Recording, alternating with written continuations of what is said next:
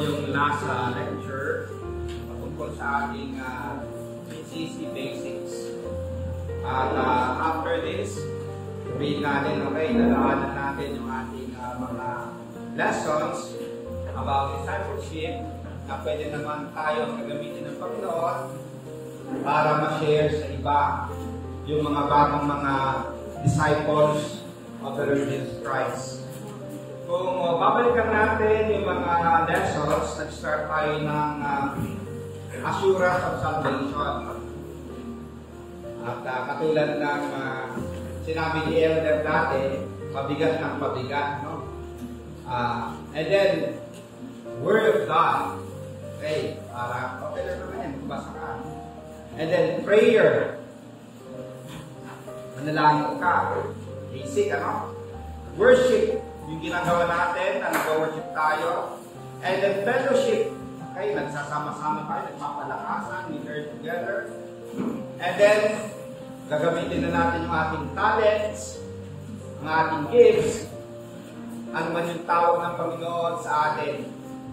And then number 7, stewardship of treasure. Okay, kasi ano mang blessings na binigay ng Panginoon ay hindi talaga atin. Kanino yan? Sa Panginoon. Tayo ang tinatawag na stewards or managers. Taga-manage tayo. So, kailangan natin ayusin yung pagmamanage ng ating resources na binigay ng Panginoon kasama yung pagbibigay ng ating tithes and offerings. Ano? Pero alam natin na hindi lang yun yung binibigay. Hindi lahat pinapa-manage lang sa atin ng Panginoon. And then yung number 8 is sharing the gospel. Ito na. Hahayo tayo, i-share natin para makakilala rin yung iba sa Panginoon. And then yung pang-9, yung tinatawag na holistic ministry. Na nais ng Panginoon, yes, mag-share tayo ng gospel para maging Christian yung iba. Pero kailangan din, meron din mga gusto ng Panginoon na tulungan natin, yung mga nangangailangan. Alright? And then kahit yung creation, eh, huwag natin sirain. Kasi mahal ng Panginoon, ating alagaan niya, kanyang mga nilikha. At tayo yung stewards din ng creation. Ang panghuli ay, ang tawag natin, wholehearted followership. Facing the cost of discipleship. Alright? Ito yung pagsunod natin kay Jesus Christ bilang mga tagasunod. Naalala ko yung ito ng isang nagturo noon at sabi niya, si Socrates daw, habang siya ay naglalakad, may sumisigaw. Sabi niya, Socrates, gusto ko pong sumunod sa inyo. Lumingon si Socrates at nagpatuloy sa lalakad. Sumigaw uli yung tao, sabi niya, Socrates, gusto kong sumunod sa iyo. Then nagsalita sa Socrates, sabi niya, kung gusto mo talagang sumunod sa akin, ihambang mo ang iyong mga paa. Okay, so yun yung pagsunod. Kung nais natin sumunod kay Jesus, ihambang natin yung ating mga paa. Okay, parang gano'n. Ang tanong natin, what does it mean to be a wholehearted disciple? Ito po sa lesson natin. Una, counting the demands and cost of discipleship. Pag tayo po ay handang sumunod kaya sa Kristo, kailangan natin alamin natin yung demands at saka yung cost. Alright? Hindi po katulad dito, no? Sabi dito sa introduction, following Jesus isn't a walk in the park. Okay? Hindi lang basta lakad ka sa park. Merong demands, merong cost. At ang example natin ay makikita sa Luke 14. Luke 14. 25 hanggang 33. Okay, tingnan po natin ano yung kwento sa Luke 14. Kasi may mga gustong sumunod kay Jesus Christ sa Luke 14. Mag-start sa 25. Sumama kay Jesus ang napakaraming tao. Humarap siya sa kanila at kanyang sinabi, hindi maaaring maging alagad ko ang sino mang umiibig sa kanyang mga ama at ina, asawa at mga anak, mga kapatid, at maging sa sarili niyang buhay ng higit sa akin. Ang hindi magpasan ng sarili niyang krus at sumunod sa akin ay hindi maaaring maging alagad ko. Okay, makita po natin yung dinidiman ni Jesus Christ. Pag mas mahal mo ang asawa mo kaysa kay Jesus, kung mas mahal mo yung mga anak mo kaysa kay Jesus, hindi ka nararapat maging isang tagasunod ni Jesus Christ. Yun yung demand ni Jesus Christ. Na ang number one sa buhay natin ay sino? Si Jesus. Right? And then, kung titignan natin, meron pa, verse 28, kung ang isa sa inyo'y nagbabala na magtayo ng tore, hindi ba siya upo muna upang magplano at kwentahin kung magkano ang magagastos niya? Ibig na sabihin nun, bago ka magpagawa ng building or tore, pinaplano mo yan. Kung ano yung demands or cost. So yun yung sinasabi ni Jesus Christ na ang demand, ang cost ng pagsunod sa Kanya, dapat mas higit siyang mahalin kaysa iba. Amen ba? Basahin natin yung verse 33 ng Luke 14. Sabay-sabay natin basahin. Whoever of you does not forsake all that he has cannot be my disciple. Right? So, ibig din sabihin dito, hindi lang yung mga mahal natin sa buhay, kahit yung mga properties natin, dapat mas mahal natin si Jesus kaysa mga properties natin, ari-arian natin. Amen ba? Yan po yung demands and cost of discipleship. Okay. Sa Mark 8:34, basahin natin ang sabay-sabay. And he summoned the crowd with his disciples and said to them, if anyone wishes to come after me, he must deny himself, take up his cross, and follow me. Wow! Grabe, no? Dapat mas mahal mo si Jesus kaysa yung mga mahal sa buhay. Kung may asawa ka, kung may mga anak ka, dapat mas mahal mo si Jesus. Kung may mga ari-arian ka, dapat mas mahal mo si Jesus. Kasi mga ari-arian mo. Ito naman, dapat mas mahal mo si Jesus kaysa yung sarili mo. Ang bigat ng demands ni Jesus Christ. And sabi niya, take up your cross and follow me. Ang capital punishment at that time, kamatayan sa krus. Ibig sabihin nun ni Jesus Christ, handa ang mamatay para sa atin. Para sa pagsunod kay Jesus. Kasi nga, si Jesus Christ, handa siyang mamatay. Ibinigay niya ang kanyang buhay para sa atin. Amen ba? Ang dinidiman niya sa tagasunod niya ay ganun din. Handang mamatay para kay Jesus. Denying ourselves. Alright, minsan meron yung mas gusto ng katawan pero ayaw ni Jesus. Dapat i-give up natin yon para masunod natin si Jesus. Right? So napakabigat po ang demands ni Jesus Christ. Tingnan po natin yung isang halimbawa na nakabigatan at hindi niya kinaya. The rich young ruler.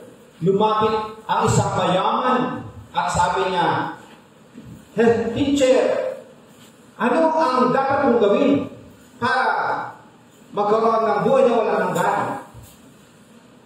Sabi ni Jesus, wag kang magnakaw, wag kang makakalunya, and then yung mga part of the Ten Commandments. Sabi ng mayamang binata, nagawa ko na yan noon pa. Bata pa ako yan, ginagawa ko na yan.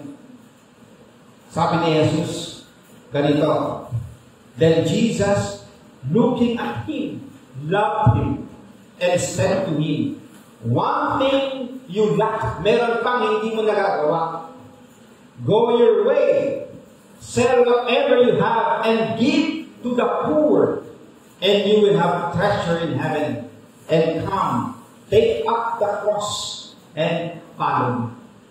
Okay, nagawa mo yan yung mga other parts of the Ten Commandments patungkol sa tao. Okay, huwag mo silang huwag kang magnakaw, mamalo niya, and so on related to human relationships. Nagawa niya raw. Pero one thing na hindi nagawa ng rich young ruler, yung inuulan niya ang Panginoon. Yung first two of the Ten Commandments. Ano yung first Ten Commandment? Number 1, you shall not have other gods beside me. Sabi ng Diyos. Dapat wala kang ibang Diyos. Pero ang ginawa ng mayamang kabataan na ito, ang kanyang naging Diyos sa buhay niya ay ang kayamanan. Nakita ni Jesus na ang kanyang kayamanan ang naging Diyos niya. Kaya sabi ni Jesus Christ, tanggalin mo yan sa buhay mo. Naging Diyos mo na ang iyong kayamanan. At ako ang sundin mo. Ako ang tamang Diyos mo na dapat mong sundin at sambahin. Hindi kinaya ng rich young ruler. Hindi niya kayang iwanan ang kanyang kayamanan na hindi niya kayang ipagpalit kay Jesus ang kanyang kayamanan. Kasi ang demand ni Jesus sa mga tagasunod niya, siya ang number 1. Ito ba? Kumusta tayo? Kumusta yung pagiging disciples natin kay Jesus Christ? Siya ba ang number 1 sa ating buhay? Minsan kasi ang number 1 natin yung asawa natin. Okay? Minsan naman yung ating trabaho. Minsan naman yung ating boyfriend or girlfriend. Alright? Dapat hindi sila yung number 1 sa ating buhay. Sino yung dapat number 1? Ang Diyos. At minsan may dinidiman si Jesus. Itetest niya kung siya nga ba yung number 1 sa ating buhay. Minsan tatanggalin niya yung sinasamba natin sa ating buhay. Ang experience ko minsan, meron akong gusto may mga favorite akong bagay. Kung ano pa yung favorite ko, yun pa yung nawawala or minsan nasisira. Okay. Para yung puso ko, hindi ko sasambahin na yun. Ano? Dapat ang favorite ko talaga ay sino? Okay. Minsan, meron din kahit sa buhay natin. Minsan, tinatanggal ng Panginoon yung ilang mga mahal natin sa buhay. Kasi sila na yung naging number 1 sa ating buhay. Kaya dapat ingatan po natin yung puso natin ng number 1 talaga ay si Jesus. Ang Panginoon. Yung si St. Francis of Assisi, binasa niya yung kwento about the rich young ruler. Binasa niya. At nangusap ang Panginoon sa kanya. Si St. Francis, nung kabataan niya, yung bata siya, laki siya sa layaw. Kasi mayaman ang kanyang pamilya. Mayaman ang kanyang pinanggalingan. Pero nung basahin niya, yung rich young ruler, ang ginawa niya, binenta niya lahat ng kanyang kayamanan, minana sa kanyang magulang, ibinigay sa mga manihirap, at naging isang preacher siya. Minsan, yun yung demand ng Panginoon sa kanyang kasunod. Literally. Sa rich young ruler, ang ibig sabihin nun, dapat number 1 ang Diyos, hindi yung ating kayamanan. Kay St. Francis of Assisi, nakita niya, naging number 1 niya ang kanyang kayamanan kasi in-inherit niya sa kanyang mga magulang. Pero, tinignan niya na dinimand siya ng Panginoon. Ibenta lahat ng kanyang kayamanan. Pero, ginamit naman siya ng Panginoong Diyos. Nangaral siya kung saan-saan. At marami ang nakakilala sa Panginoong Diyos. Ito naman, si William Colgate, founder ng Colgate. Kung may toothpaste tayo, yung founder yan, si William Colgate, isang Christian. Nung siya ay lumalago sa kanyang Christian life, yung dumadami ang kanyang kayamanan, naging faithful na giver siya. Then later on, nakayanan niyang magbigay ng 10%. Later on, dumadami pa yung kanyang kayamanan, nagbigay siya ng 20% ng kanyang tithes. Later on, nagbibigay siya ng 50% hanggang sa dumating sa point na ang maibigay niya ay 90% ng kanyang kayamanan. Pero hindi siya nagkulang. So, sa kanya, ito yung dinidemand ng Panginoon. Sa sobrang yaman niya, kahit 10% yung matira sa kanya, sobrang dami pa rin. Ito naman yung isa, si John Rockefeller. Sabi niya, the best philanthropy is constantly in search for finalities, a search for cause, an attempt to cure the evils at their source. Isa siya sa pinakamayaman sa history ng mundo. Isa siya Kristiyano na yumaman ng yumaman.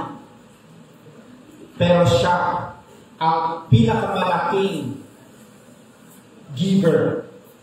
Parang wala pang mas hihigit sa kanyang binigay sa gawa ng Panginoon, sa paggawa ng mabuti. Diniman sa kanya ng Panginoon. Kaya meron siyang kayamanan at siya naman yung ginamit para marami ang matulungan. Pero yung ibang mga kapatid ay hindi lang pera nila o resources nila ang kanilang binibigay. Kahit buhay nila. Pag sinabi ng Panginoong Diyos, mag-mission kayo sa Pakistan, mag-mission kayo sa India, mag-mission kayo sa China, yung mga early missionaries, marami po ang naibigay sa mission field dahil sa kanilang pagsunod kay Jesus Christ. Mga kapatid, yan po ang demands and cost ng pagsunod kay Jesus Christ. Ngayon, sa second point natin, what it means to wholeheartedly follow Jesus. Basahin natin ng sabay-sabay. Accepting our inadequacy and finding strength in God's grace. Napakabigat po yung demands ng discipleship. Tanggapin natin na mahirap at hindi natin kaya sa sarili nating lakas. Amen po ba? Ang kailangan natin yung lakas mula sa Diyos para masunod natin si Jesus Christ. Can we say amen to that? Amen. Hindi po tayo magmamayabang na sabihin natin, kaya ko yan sa sarili kong lakas. Hindi po. Kakayanin natin yan by the grace of God. Sabi ni Jesus Christ sa John 15:5, I am the vine, you are the branches. If you remain in me and I in you, you will bear much fruit. Apart from me, you can do nothing. Paano ka mamunga ng sarili mo na hindi ka connected sa puno? Di ba? Kailangan natin yung puno para mamunga. Para magampanan natin yung demands ng discipleship, kailangan natin si Jesus Christ. Hallelujah. Sabi ni Jesus Christ, apart from me, you can do nothing. So, unang-una, dapat ikaw ay connected kay Jesus Christ. Ikaw ay may relasyon kay Jesus Christ. Ginawa mo siyang Panginoon at tagapagligtas ng iyong buhay. O siya talaga ang iyong tagapagligtas at Panginoon. Meron kang relasyon sa Kanya. Kasi kung wala, sabi ni Jesus Christ, apart from me, you can do nothing.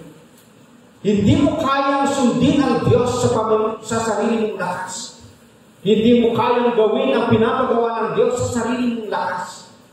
Kailangan mo ang lakas na nagmumula kay Jesus. Tingnan po natin yung Philippians 2:13. Basahin natin ng sabay-sabay. For it is God who works in you to will and to act in order to fulfill His good purpose. May good purpose ang Diyos. Nais niyang sundin natin ang kanyang mga demands. Pero sabi dito, siya mismo ang gumagawa sa atin. Yung Holy Spirit ay nasa atin ang gumagawa to will. Para magustuhan natin, para makapag-decide tayo, and to act or to do in order to fulfill His good purpose. Kung wala yung Diyos, kung wala yung Holy Spirit sa ating buhay, hindi natin gusto na sumunod kay Jesus Christ. Hindi natin magustuhan. Kung wala yung Holy Spirit sa ating buhay, hindi natin kayang sumunod sa nais at kagustuhan ng Panginoon. Can you say amen to that? Praise the Lord. Nandito sa atin ang Holy Spirit at siya yung gumagawa, tumutulong para masunod natin, magawa natin ang nais ng Panginoon. Sa Romans 8:26-27, makikita natin dito yung work ng Holy Spirit. Likewise, the Spirit helps in our weakness. For we do not know what to pray or ask we ought, but the Spirit Himself intercedes for us with groanings too deep for words. And He who searches hearts knows what is the mind of the Spirit, because the Spirit intercedes for the saints according to the will of God. Very interesting kasi kahit sa prayer, sabi dito, hindi natin alam yung tamang ipanalangin natin. Sino yung tumutulong sa atin? Ang Holy Spirit. Para ang may panalangin natin according sa kalooban ng Diyos. Tapos gano'n po yung may nagsabi, si Reverend Jack. Sabi niya dito, sa next na slide, God needs what God demands. Kung ano yung dinidemand ng Diyos, siya rin yung nagbibigay para makayanan natin yung kanyang dinidemand. At ito yung sinabi ni Paul sa kanyang mga sinulatan ng mga Christians noon, sabi niya, nag-umpisa kayo sa grace. Salvation by grace through faith. Nag-umpisa kayo. Bakit kayo magpatuloy sa sarili niyong lakas? Kailangan niyo pa rin yung grace ng Panginoong Diyos. Nung isang araw, iyak na iyak sa akin si Sister Lee. Kasi, sabi niya, ayaw ko tumayo sa harapan. Sa school nila, may mga demands. Minsan, kailangan niyang humarap, tumayo, ano mga gagawin niya. Yung sabi niya, ayaw ko. Okay. Sinachallenge ko siya, sabi ko, paano kung yan yung nais ng Panginoon sa iyo, sa ngayon? Ang sabi ko sa kanya, tinitingnan ko na nire-raise ka ng Panginoon bilang isang leader. May mga demands, may mga cost. Pero sabi ko, sabihin mo sa mga, halimbawa mga kasamahan mo doon, sabihin mo sa kanila, ipag-pray ninyo ako at tulungan ako ng Panginoon para magawa ko. Pag hindi ko magawa, bahala na kayo. Ha? Hindi ko kakayanin yan. Okay. So yung point dito is that minsan may mga demands, may mga pinapagawa ang Panginoon sa atin. Kung sa sariling lakas natin, hindi natin kakayanin. Kaya lagi tayong pupunta sa mas malakas kaysa atin, ang ating Panginoon Diyos. Can you say amen to that? May isang naikwento ko dati, may isang nagdadrive sa kanyang sasakyan at nakita niya yung isang matanda na may karga-kargang bagahe. At naawa siya at sabi niya, "Ate, pasok ka sa sasakyan para hindi ka na mahirapan na karga-karga mo ang iyong bagahe." So yung ali na yun, tuwang-tuwa, pumasok sa sasakyan. Okay. So hindi na siya naglalakad. Okay, sabi niya, salamat, So, may sakay sa akin. After some time, pag lingon ng driver, nakita niya yung ali. Yung bagahe niya, hawak-hawak na pa rin, karga-karga pa niya rin niya sa kanyang ulo. Nagulat yung driver, sabi niya, bakit karga-karga mo pa yung bagahe mo? Di ba pinasakay na kita? Sabi niya, sobra na ang kabutihan ninyo kasi hayaan pinasakay nyo naman ako. At least ito, kakargahin ko. Okay. Ayun na illustration. Tayo, pinasakay na tayo ng Panginoon sa Kanya. Dapat yung bagahe, ibigay din natin sa Kanya. Can you say amen to that? Minsan kasi, tayo pa sa sarili nating lakas. Hindi po ganon yung pagsunod kay Jesus Christ. Kaya ito po yung pangatlo. So, sabihin natin basahin. Looking at the glorious rewards of discipleship. So, may demand ang discipleship, pero ang Diyos mismo ang tutulong para makasunod tayo sa Kanya. And then, may glorious rewards ang discipleship. Sa Matthew 11:28 hanggang 30, basahin natin ng sabay-sabay. Come to me, all you labor and are heavy laden, and I will give you rest. Take my yoke upon you and learn from me, for I am gentle and lowly in heart, and you will find rest for your souls. For my yoke is easy, and my burden is light. Ang context nito, ang mga Jewish people at that time, pagod sila sa dinidemands ng Rome. Mag-tax kayo. Pag may isang naglalakad ka at may bagahe yung mga Roman soldiers, ipapakarga nila sa mga ordinary mamamayan. Kumbaga, pinapagod nila yung mga tao at that time. And yung mga Jewish leaders, imbes na matulungan sila, ang dami yung mga demands na mabibigat. Kailangan yung ganito, gawin ninyo yan, gawin ninyo. Ang sabi ni Jesus Christ, ang critic ni Jesus Christ sa kanila, ganito. Ang daming mga pinapagawa sa inyo. Pero itong mga leaders,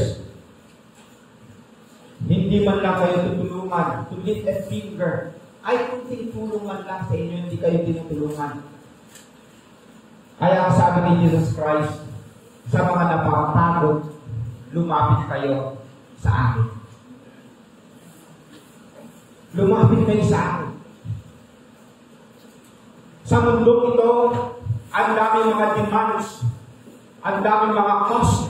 Dito kayo, sumunod kayo dito. Ito, gagawin ninyo. Ang daming mga advertisements. At ito yung maganda yung buhay ninyo. Pero pag pinasok mo, lalaking utak mo. Problema. Okay. Bakit? Kahit sa mga religious leaders, daming mga practices. Pero si Jesus Christ, sabi niya, sa akin kayo lumapit. And I will give you rest. You will find rest for your souls.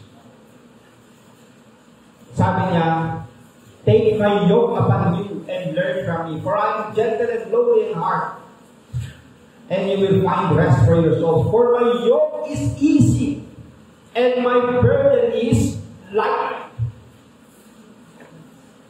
Bakit kaya light? Bakit kaya easy? Nakita natin kanina ang bigat din di ba? Dapat mas mahal siya kaysa sa lahat.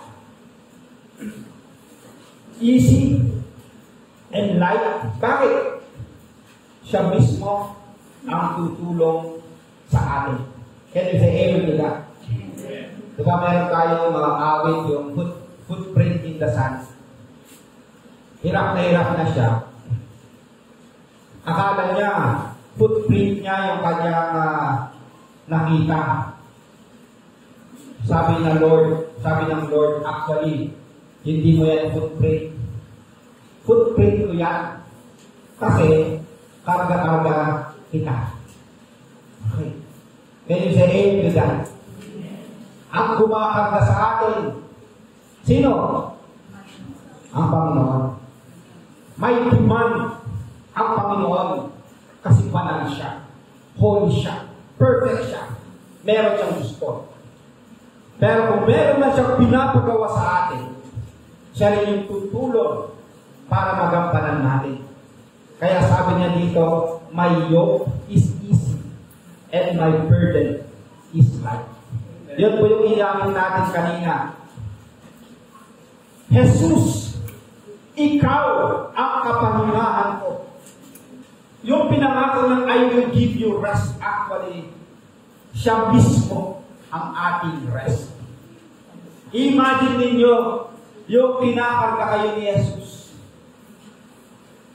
Diba? Yung sa footprint in the sand. Siya po yung kapahingahan natin. Siya mismo. The person of Jesus Christ. He gives Himself as our rest. Sa Matthew 19:29, basahin natin ang sabay-sabay. And everyone who has left houses and brothers or sisters, or father or mother, children or lands, for my name's sake, will receive 100-fold and will inherit eternal life. So, hindi lang kapahingahan, iba pang mga, sabihin natin, rewards, kundi eternal life. Kasi sabi dito, yung mga inunang Diyos, inuna si Jesus sa kanilang buhay, will receive 100-fold. Okay? Mas marami pang ibibigay and will inherit eternal life. Ito yung mga rewards ng pagsunod kay Jesus Christ. Pag sumunod tayo, sa totoo lang, hindi naman niya tayo talaga pababayaan. Can you say amen to that? Sa Old Testament, may nagsabi doon sa sabi niya, once I was young, now I'm getting old, but I've never seen the righteous forsaken, or they said, begging bread. Ako'y mabata noon at ngayon tumanggana ako, pero hindi ko pa nakita ang righteous, ang mga naniniwala sa Diyos, na sinasabi ang kanilang mga anak, humihingi ng pagkain na mumulubi, nagiging beggar. Kasi, hindi sila pinapabayaan ng kanilang ama na nasa langit. Pero hindi lang yon. Yung blessing sa mundong ito, meron tinatawag na they will inherit eternal life. Hallelujah! Can you say amen to that? Amen. Ako'y nagkasakit noon bago ako mag-aaral sa PTS. ako po ay may time na nagkasakit ng hindi ko maipaliwanag. Ang sabi ng doktor, hindi ka na yan gagaling. Minsan, gusto ko yung ilong ko sa hemorrhagic fever. Sabi ng isang doktor, meron kang recurrent bronchitis. Hindi ka nagagaling yan. Pag na-expose ka sa allergen, sa puso, anika po, babalik yung sakit mo. Ang ginawa ko at that time, umiyak na lang ako, Lord. Nag-complain lang ako, sabi ko, Lord, kung kailan pa ako sumunod sa inyo, kung kailan pa ako gustong maglingkod sa inyo, pagkatapos ganun yung nangyari sa akin. Pagkatapos minsan, nakita ko yung ibang mga tao, sabi ko, Lord, hindi naman silang Christian, tapos ang gaganda ng buhay nila, malalakas sila. Pero parang sinabi ni Lord sa puso ko habang ako'y nagko-complain, sabi niya, marami naman dyan mayayaman, mas healthy sila sa katawan nila, pero wala naman silang eternal life. Hanggang dito lang yung buhay nila. Ikaw, meron kang buhay na walang hanggan. Bigla kang natuwa. Bigla kang naging masaya. Hallelujah. Hallelujah. Pero kung ako'y tumuloy pa rin sa pag-aaral sa PTS, dahil sa demands ng pag-aaral, at the same time, mag-ministry kami weekends. Dati, pag nasa labas ako, very conscious ako kasi sabi ng doktor, sabi niya, bantayan mo, huwag kang ma-expose sa pag kasi magkakasakit na ulit. Pero ito yung testimony ko. Dahil sa busy ko sa ministry, sa pag-aaral, basta ginagawa ko lang yun, routinely. And then, ako'y galing sa paliparan at that time, papunta ng PTS, nakasakay ako sa jeep. Sabi ko, traffic sobra at that time, yung kaliwa doon, sobrang traffic. Bakit hindi na ako inuubo? Bakit? Parang wala na akong sakit. Ay, na-expose ako. Nakita ko, ako ay pinagaling ng Panginoon. Pinagaling ako ng Panginoon. So hanggang ngayon, nakita ko ang kalakasan, ang kagalingan na nagbutula sa Panginoon. Pero yung kasiyahan ko, tinestimony ko kanina, is ang buhay ko, ang buhay natin, hindi lang sa mundong ito. Meron tayong buhay na walang hanggan. Can you say amen to that? And then ito po, yung the best na reward natin. Verse 25 to 26 ng Psalm 73, basahin natin ng sabay-sabay. Whom have I in heaven but you? I desire you more than anything on earth. My health and my faith may fail, and my spirit may grow weakly. But God remains the strength of my heart. He is mine forever. Hallelujah. He is my portion. Kumbaga, He is my inheritance. Kumbaga, pag pinaghati-hatian yung portion, sabi ng isang mga awit, you may take all of that, but give me Jesus. He is my portion. He is mine forever. Siya po ang pinaka-reward natin sa pagsunod natin kay Jesucristo. Hindi ba masaya na sumunod kay Jesus? Nakita natin na mabigat ang demands, pero hindi pala. Kasi siya mismo ang tumutulong sa atin. Amen. Pero hindi lang pala tayo tinutulungan. Siya mismo yung kasama natin. Siya mismo yung love of our lives. Nagustuhan ko yung mga tinawag natin kanina. Kung titingnan ko yung mga inawin natin, sabi dito, ang nais ko'y manatili sa piling mo. Maghapon at magdamag, ikaw ang hinahanap ko. Wow! Dapat gano'n yung puso natin. Kasi nga, ang joy natin, ang portion natin, ang reward natin ay ang Diyos. Lumalapit ako sa iyo, nagpapakumbaba, iniibig kita, pinupuri ka. Ikaw ang mahalaga. Bumapawi ng ulo ko, wala nang higit pa sa pag-ibig na iniaalay mo. Ikaw ang mahalaga. Siyang nagbibigay kagalakan ko. Wala nang hihigit pa sa buhay na inialay mo. Sino yung mahalaga sa buhay natin? Panginoon. And then, yung namin din natin, Son of Righteousness, you are all I see with all my heart. You are my God who lives. You are the God who heals. You are my hope. You are my everything. Masasabi natin ba yan sa Panginoon, Lord, you are my everything. Amen. You are mine forever. Then, inawin din natin, in you I find my peace. My comfort when I'm weak. I trust in you through storm and raging sea. Your light, it fills my days. It leads me in your ways. Forever I surrender all to you. And I live to worship you, my Jesus, you're my only one for me. Nothing will ever take your place. Hallelujah! You're the only one for me. Nothing will ever take your place. Siya yung number one sa ating buhay.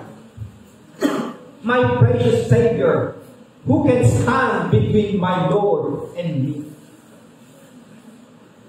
And then, inawit din natin kanina yung Jesus, ikaw ang kapahingahan ko. Mga kapatid, hindi po nakakapagod sumunod at maglingkod sa Panginoon. Kasi po, binibigyan tayo ng kakayanan ng Lord. Kung napapagod tayo, it means sariling lakas natin ang ating ginagawa. Dapat yung principle ng overflow ang isipin natin. Ang baso, pag binuhusan ng tubig at napuno, mag-overflow. Dapat mapuno tayo ng Diyos. More of God. More of Him sa atin. At mag-overflow. Maglilingkod tayo sa pamamagitan ng kanyang lakas. Hindi sa pamamagitan ng lakas natin. Lagi tayo pupunta sa kanya, Lord. Bigyan po niyo ako ng kakayanan. Tulungan po niyo ako. Bigyan po niyo ako ng kasiyahan para hindi po kabigatan yung aking ginagawa.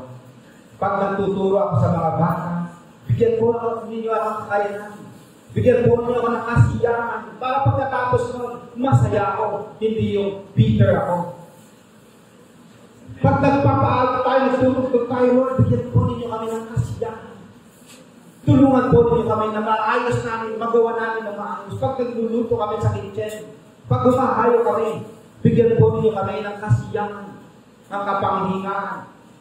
Kayo po ang aming kalakasan. Mga kapatid, even sa ating pagbibigay na offering, Lord, pagbibigay po ako. Bigyan po ninyo ako ng cheerful heart na makapagbigay. Na hindi napipilitan. Yung Holy Spirit yung gagawa sa puso natin para magawa natin ang nais ng ating Panginoon Diyos. Di ba ang sarap sumunod kay Jesus? Di ba ang sarap maglingkod sa Panginoon Diyos? Kasi siya mismo magbibigay ng kalakasan, kasiyahan sa atin. To the glory of His name.